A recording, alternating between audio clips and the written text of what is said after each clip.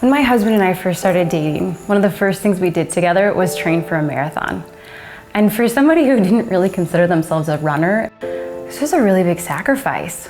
It took a lot of work, and it was the biggest challenge I had taken on in my life at that point. There were mornings where I would wake up and I would think, I really don't want to get out of bed. I really don't want to go run right now. But I knew that Kevin was going to be there.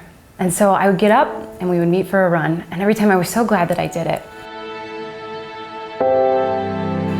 There were so many challenges that came with the process. There were times where I'd get shin splints, or I'd have like a side cramp that just felt awful, and I just have to run through it.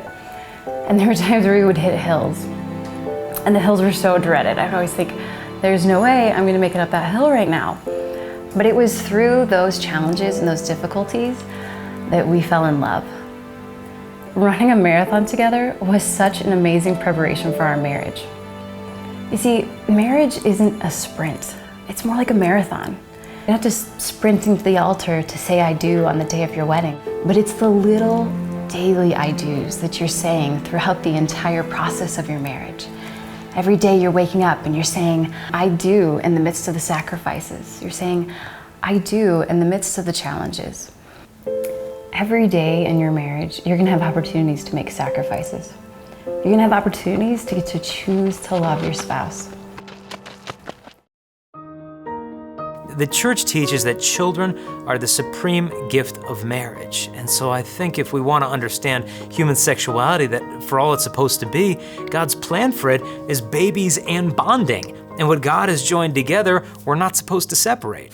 It's really hard to escape it because you feel sometimes, am I being irresponsible by not using contraception? I mean, women go into the hospital to have a baby, and the first question is, what type of birth control are you using? So I think that because it's become so culturally acceptable and so culturally normative, and it's something that, again, women in particular, we've been taught from a very young age, maybe 11, 13, that this is the responsible thing to do. I mean, you could automatically see how disordered it would be if a husband said to his wife, now I want babies from you, but I don't want any of that bonding business, okay? So I'm just gonna not look at you.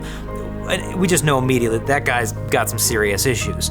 But when you turn it backwards, our culture is, in a sense, doing the opposite of saying, well, I want bonding with you, but I don't want any of those babies. When sacred scripture describes sexual intimacy between a husband and wife, the word that's used is he knew her. That's the phrase, he knew her.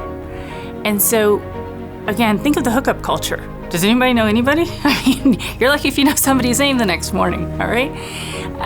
This idea of actually knowing the person, points to this deep intimacy, this deep union that we don't see in most of our culture. We don't see it in our romantic comedies. And in fact, I think a lot of times we don't even see it lived. And so the church is offering something bigger. And if we can love each other in this way, I really believe that we could become a visible image of God's love for us, a love that's free, total, faithful, and life-giving.